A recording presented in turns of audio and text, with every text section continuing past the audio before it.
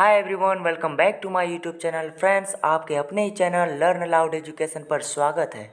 तो फ्रेंड्स, हम आज बात करेंगे CBSE board class 10th English footprints without feet. ये हमारा बुक का नाम है, फुटप्रिंट्स विदाउट फीट। ओके, अब गाइस हम यहाँ पे एक नया चैप्टर हम शुरू करने जा रहे हैं एक नए अंदाज के साथ।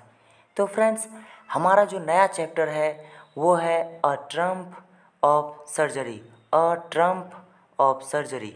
ओके फ्रेंड्स, ये हमारा पार्ट फर्स्ट है। तो फ्रेंड्स, हमें समझना होगा कि अ ट्रम्प ऑफ सर्जरी का मतलब होता क्या है, ये एक्चुअल मीनिंग क्या निकलता है इसका, हमें उस चीज़ को समझना होगा। ओके, तभी हम समझ पाएंगे कि अ ट्रम्प ऑफ सर्जरी है क्या। तो चलिए फ्रेंड्स, हम इसका मतलब समझते हैं। अ ट्रम्प ऑफ सर्जरी का मतलब हो जाता है सर्जरी की विजय। जी हाँ फ्रेंड्स, सर्जरी की विजय। अ ट्रम्प ऑफ सर्जरी का मतलब सर्जरी की विजय। फ्रेंड्स, अब हमारे पास अ ट्रम्प ऑफ सर्जरी के लिए ये मिड पॉइंट आता है जो कि आपको स्क्रीन पे शो कर रहा है। तो फ्रेंड्स, मिड पॉइंट है क्या, हमें समझना होगा मिड पॉइंट एक्चुअल में है। फ्रेंड्स, मिड पॉइंट का मतलब होता है कि हम जो चैप्टर पढ़ने जा रहे हैं हम उसमें क्या पढ़ेंगे, क्या समझेंगे, क्या जानेंगे, क्या सीखने को मिलेगा, इसमें क्या किसका क्या योगदान है। जैसे होता है ना कि चैप्टर में कोई पर्सन तो होता है ना, आदमी तो होता है ना, कोई ऑब्जेक्ट होता है, तब ना कहानी बनता है। तो यार इसमें जो भी पर्सन है, आदमी है, अब इसका क्या योगदान है इसमें।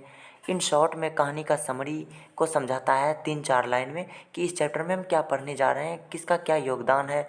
बस हम वही चीज़ को समझेंगे और इसी को तो बोलते हैं mid point.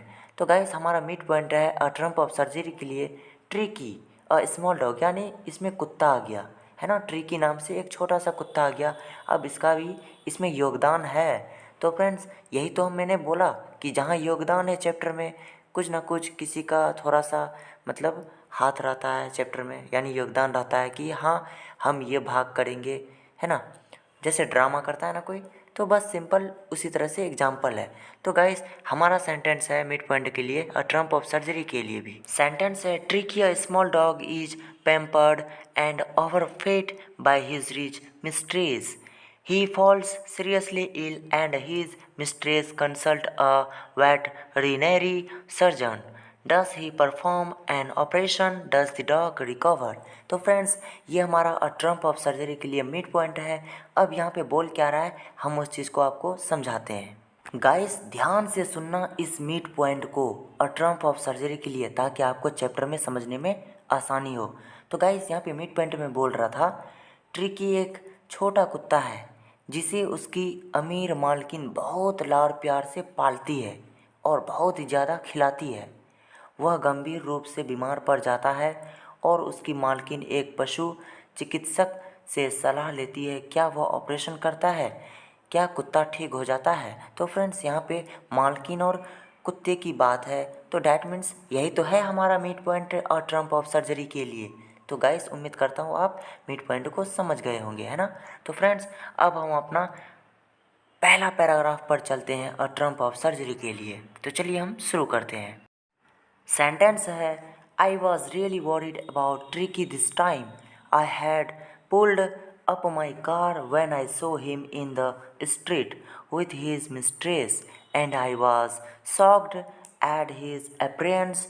He had become hugely fat, like a bloated sausage with a leg at each corner. His eyes bloodshot and Rihumi stared straight ahead, and his tongue lolled from his jaws. तो friends, हमने तो इस paragraph को पढ़ा, लेकिन यहाँ पे क्या बोल रहा है हम इस चीज़ को समझ लेते हैं हिंदी समरी के तौर पे। तो चलिए फ्रेंड्स, हम समझने की कोशिश करते हैं इस पैराग्राफ को। यहाँ पे बोल रहा है, मैं इस बार ट्रिकी के बारे में बहुत चिंतित था। मैंने अपनी कार रोकी थी जब मैंने उसे अपनी मालकिन के साथ सड़क पर देखा और मैं उसकी शक्ल देखकर चौंक गया, घबरा गया। वो बहुत मोटा हो गया था, एक फूली हुई सोसेज की तरह, जिसके दोनों कोनों पर एक एक पैर था। उसकी आंखें लाल और लाल सीधे सामने की ओर देख रही थी और उसकी जीभ उसके जबड़े से लटक रही थी। तो फ्रेंड्स, यहाँ पे जो भी चर्चा हुआ, जो भी बात हुई, ये सब कुत्ते के बारे में मतलब हो रही है कि कुत्ते बीमार पड़ गए हो, अब क्या करियो। अब गाइस हमारे पास सेंटेंस है mister Pumphrey has tend to explain he was so listless MR Herriot he seemed to have no energy I thought he must be suffering from malnutrition, so I have been giving him some little extras between meals to build him up, some malt and cod liver oil and a bowl of Horlicks at night to make him sleep. Nothing much really. And did you cut down on the sweet things as I told you?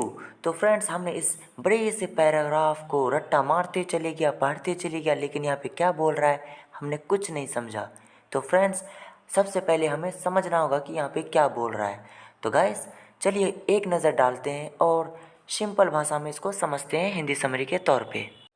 Friends यहाँ पे बोल रहा है कि श्रीमती पम्फरे ने जल्दी से समझाया, वह बहुत सुस्त था मिस्टर हैरियट, है ना।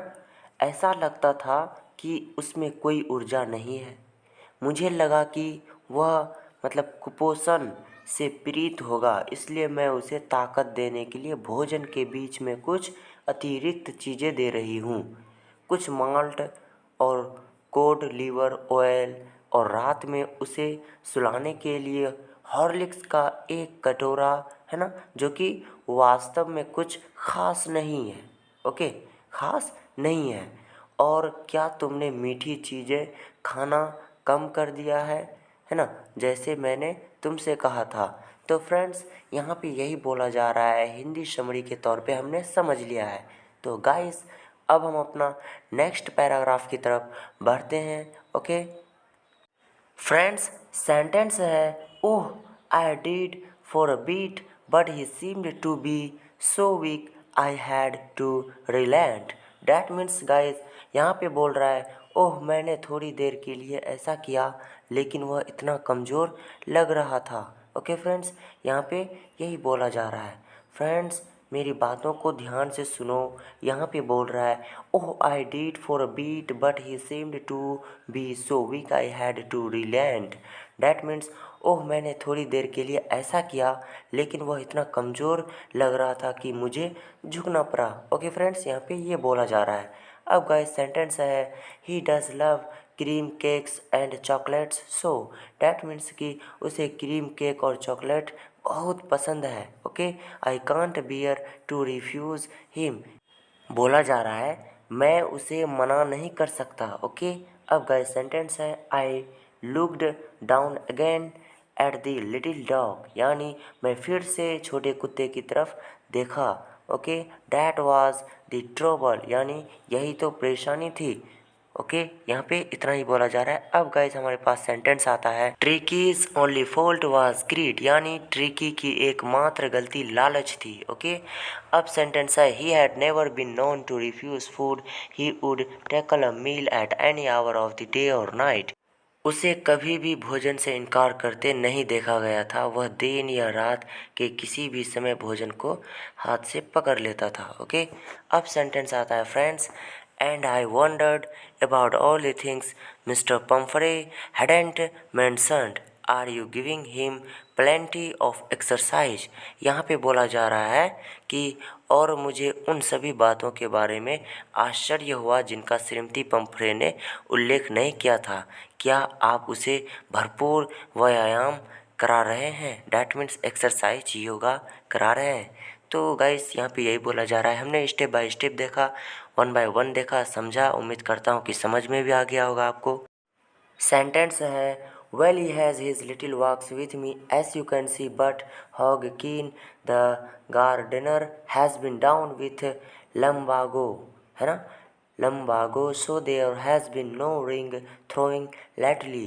तो फ्रेंड्स इस छोटा सा पैराग्राफ में बोला जा रहा है खैर जैसा कि आप देख सकते हैं वह मेरे साथ थोड़ी बहुत सैर पर जाता है, लेकिन माली हॉजकिन को कटिवात हो गया है, इसलिए हाल में ही अंगूठी फेंकने का काम नहीं हुआ है।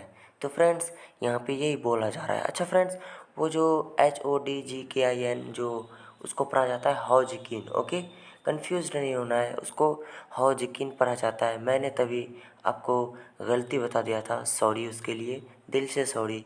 तो गाइस उसको हौजिकिन पढ़ा जाता है, हौजकिन, ओके, पढ़ा जाता है। तो फ्रेंड्स हम अपना पार्ट फर्स्ट को यहीं पे एंड करते हैं और ट्रम्प ऑफ सर्जरी के लिए अब हम इससे आगे की कहानी पार्ट सेकंड में जानेंगे, ओके, दूसरा पार्ट में जानेंगे। तब तक के लिए थैंक यू।